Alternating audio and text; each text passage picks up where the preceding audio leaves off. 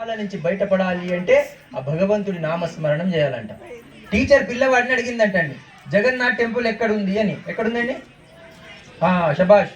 పూరి జగన్నాథ్ అంటారు కదండి. పిల్లవాడు పూరి ఏం రాశాడంటండి. వెనుక వాడికి కాపీ కొట్టాలంట. వాడు అనుకున్నాడంట, నేను పూరి రాస్తే టీచర్ తెలిసిపోతుందని వాడు చపాతి అని రాశాడంటండి. రెండు ఆన్సర్ పేపర్ టీచర్ దగ్గర వెళ్ళిందంటండి. టీచర్ కూడా ఆన్సర్ తెలియదంట. టీచర్ నెత్తికోకుంటుందంట, వీడేమో పూరి రాశాడు, వీడు చపాతి రాశాడు, ఎన్ని మార్కులు వేయాలి అని. టీచర్ అనుకున్నదంట, పూరి అయినా చపాతి అయినా గోధుమ పిండితోనైంది, ఇద్దరికి 100 వేసేసింది. మన జీవితం కూడా అంతేనండి. సమస్యకు ప్రాబ్లం ఏంటంటే, మనకి ఏది జరిగినా కూడా ఫస్ట్ కరెంట్ ఇంట్లో పోయింది అనుకోండి, ఫస్ట్ పక్కింట్లో చూస్తామండి. పక్కింట్లో కూడా పోయిందంటే జర తృప్తి అండి. మన సమస్య అంత కారణం పక్కిల్లేనండి. పక్కింటి ఆమె చీర కొన్నది, ఏమండి నాకు కూడా ఒకటి ఇప్పిస్తారా, కారు కొన్నారు. జీవితంలో వస్తువులు ఎప్పుడు సుఖాన్ని ఇవ్వదండి. ఇంట్లో సోఫా సెట్, డైనింగ్ సెట్ అన్నీ ఉందంటండి, కానీ మనిషి అప్సెట్ ఉన్నాడంటండి, ఉపయోగం లేదండి. ఒకప్పుడు బాత్రూమ్ డిటాచ్గా ఉండేదండి, ఫ్యామిలీ అటాచ్గా ఉండేదండి. ఈరోజు బాత్రూమ్ అటాచ్ అయిపోయిందండి, ఫ్యామిలీ డిటాచ్ అయిపోయిందండి. కుటుంబ సభ్యులు దూరం అయిపోయారండి. ఈరోజు మన ఇంట్లో ఉన్న వాళ్ళు పెద్దవాళ్ళు ఏదో పనికిరాదు అనుకుంటున్నారండి, కానీ మన ఇంట్లో ఉన్న పెద్దవాళ్ళని గౌరవించాలండి. మన తల్లిదండ్రులే పార్వతీ పరమేశ్వరులండి. భగవంతుణ్ణి మనం సృష్టించామండి, కానీ మనల్ని సృష్టించిన తల్లిదండ్రులు గొప్పవాళ్ళండి. అందుకే జీవితంలో బాగుపడాలి అంటే తల్లికి మించిన దైవం లేదండి. కాకి కూడా అన్నం పెట్టకుండా కోట్లు సంపాదించే వాడి కన్నా, కూటికి లేకున్నా కన్న తల్లిదండ్రుల సేవ చేసేవాడే కోటీశ్వరుడు అనమాట. తల్లికి మించిన దైవం లేదు. ఇలాంటి భారతదేశం, భారత మాత అన్నారండి. ఏదైనా దేశానికి ఇంగ్లాండ్ మాత, జపాన్ మాత, పాకిస్తాన్ మాత అన్నారండి. దీనికి భారత మాత అన్నారు. తల్లి వడి, రెండోది బడి, మూడోది గుడి.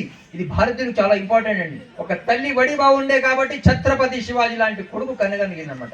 ఒక శవం వెళ్తూ ఉంటుందంటండి, అటు నుంచి పెళ్లి కూతురు తీసుకొస్తుంటారంటండి. అప్పుడు ఈ శవం ఆ పెళ్లి కూతురు చెప్తుందంట, అమ్మా నిన్ను నలుగురు మోస్తున్నారు, నన్ను నలుగురు మోస్తున్నారు, నీకు పూలదండ వేశారు, నాకు పూలదండ వేశారు, నీకు బొట్టు పెట్టారు, నాకు బొట్టు పెట్టారు, నీకు చీర కట్టారు, నాకు చీర కట్టారు. ఒకటి మర్చిపోకమ్మా, ఒకప్పుడు నేను పెళ్లి కూతురుగా ఉన్నా.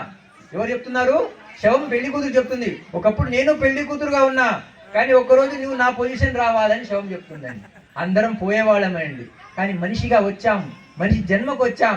ఆ జన్మ సార్థకం కావాలి అంటే గురువు ఇంపార్టెంట్ అనమాట. మనిషి అన్నవాడికి ఒక గురి ఉండాలండి, ఆ గురి చేయడానికి ఒక గురువు కావాలన్నమాట. అందుకే గురు బ్రహ్మ, గురు విష్ణు, గురుదేవ మహేశ్వర, గురు సాక్షాత్ పరబ్రహ్మ, తస్మై శ్రీ గురవే నమః అన్నారన్నమాట. అలాంటి గురు బ్రహ్మ, గురు పరంపర ఉన్న దేశమే ఈ భారతదేశం అన్నమాట. ఇక్కడ పుట్టామంటే ఎన్నో జన్మల పుణ్యం చేసుకొని ఉంటేనే ఇక్కడ పుడతామండి. అనుకోకుండా భగవంతుడు ఒకరోజు ఇంటికి వచ్చాడంటండి. వచ్చి మిమ్మల్ని అలా అడిగాడంట, ఏమైనా కావాలంటే కోరుకో అని.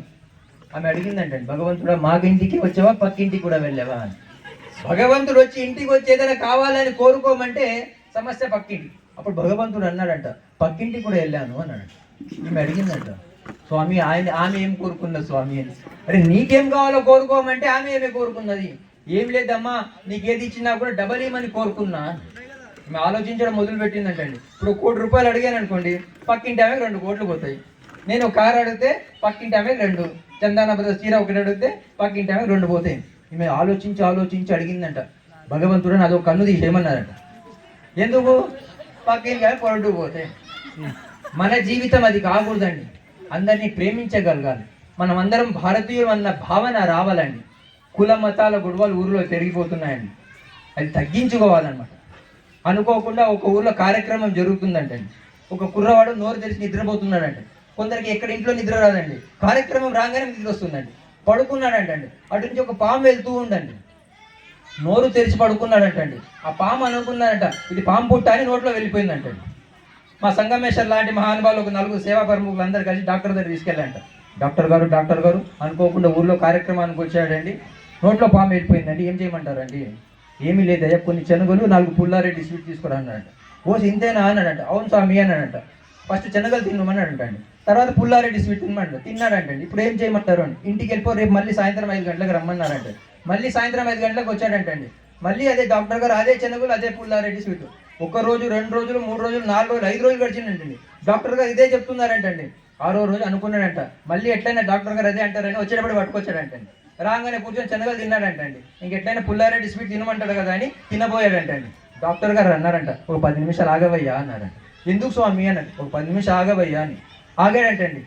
పాము మెల్లగా బయటకు వచ్చిందంటండి. దేనికోసం వచ్చిందండి? పుల్లారెడ్డి స్వీటీ వల్లనే బయటకు వచ్చిందంటండి. మన జీవితం కూడా అంతేనండి. ఉదయం నుంచి ఏది అలవాటు చేసుకుంటే అదేనండి. ఈ టైంలో మీరు సీరియల్ చూడొచ్చు అండి, కానీ ఇక్కడ మంచి పూజా కార్యక్రమం పెట్టారు. కలవాలి అన్నమాట, అందరూ కలిసి ఉంటే కలదు సుఖం అన్నమాట. భగవంతుడు అనుకోకుండా తిరుమలకు వెళ్ళి మీలాంటి వాళ్ళందరూ కోరుకుంటున్నారండి. మనిషి జన్మకి ఇచ్చాడు, ఏమి కోరుకోవాలో తెలియదంటండి. భగవంతుడికి దిమాగ్ ఖరాబ్ అయిపోయిందంటండి. భగవంతుడు అక్కడి నుంచి లేచి వెళ్ళిపోయాడంటండి, అడవిలో కూర్చున్నాడంటండి. అక్కడ కూడా రావడం మొదలు పెట్టారంటండి. అక్కడ కూడా వద్దని చెప్పి భగవంతుడు వెళ్ళి సముద్రంలో కూర్చున్నాడంటండి. అక్కడ కూడా రావడం మొదలు పెట్టారంటండి. ఎక్కడికి వెళ్ళినా వస్తున్నారు, ఎక్కడ కూర్చుంటే బాగుంటుందని భగవంతుడు మనలో వచ్చి కూర్చున్నారంట. సంకల పిల్లని పెట్టుకుని తల్లి అంత ఊరంతా వెతుకుతుందంటండి. మన జీవితం కూడా అంతే అండి. అందుకే భగవంతుడు 2 రూపాల్లో ఉంటాడండి, చర అచర. గుళ్ళో దేవుడు నడవట్లేదండి, నడిచే దైవాలే మన గురువులు. కాబట్టి ఆ గురువులను గౌరవించుకోవాలి, ఆ గురువులను ఆదర్శంగా తీసుకోవాలన్నమాట. 1835లో క్లైవ్ లార్డ్ మెకాలే భారతదేశానికి వస్తాడండి. భారతదేశం అంతా పర్యటన చేసిన తర్వాత వాళ్ళ నాన్నకు ఉత్తరం రాస్తాడు, నాన్నగారు భారతదేశం అంతా పర్యటన చేశాను, I did not find single beggar. నాకు ఈ దేశంలో ఒక అడుక్కునేవాడు దొరకలేదండి. అలాంటి దేశం అండి. కానీ ఈరోజు అందరు అడుక్కుంటున్నారండి. ఒకరు గుడి బయట అడుక్కుంటున్నాడండి, ఒకరు గుడి లోపల అడుక్కుంటున్నాడండి. ఇద్దరు రూపీస్ కావాలని అడుగుతున్నారండి. పీస్ కావాలని ఎవరు కోరుకోవట్లేదండి, శాంతి కావాలని ఎవరు కోరుకోవట్లేదండి. లోకా సమస్త సుఖినో భవంతు అనేవాళ్ళ మనం. ఇది పూజ మన గురించి చేయలేదు, అందరూ బాగుపడాలని చేశాం. ఈ దేశంలో వ్యభిచారం లేదండి, ఈ దేశంలో దొంగతనాలు లేవండి. ఈ దేశంలో ఒకటి ఉంది, ఏముంది అంటే గురు పరంపర ఉందండి. గురు ఏం చెప్తే శిష్యులందరూ వాళ్ళ మాటలే వింటారు, వీళ్ళు వేరే వాళ్ళ మాటలు వినరు. అందుకే ఈ దేశం చాలా సమృద్ధిగా ఉంది. ఈ దేశాన్ని నాశనం చేయాలి అంటే నాది ఒక సిస్టమ్ ఇంప్లిమెంట్ చేస్తే 200 సంవత్సరాలు వీళ్ళు కొలాప్స్ అవుతారని ఉత్తరం రాస్తాడండి.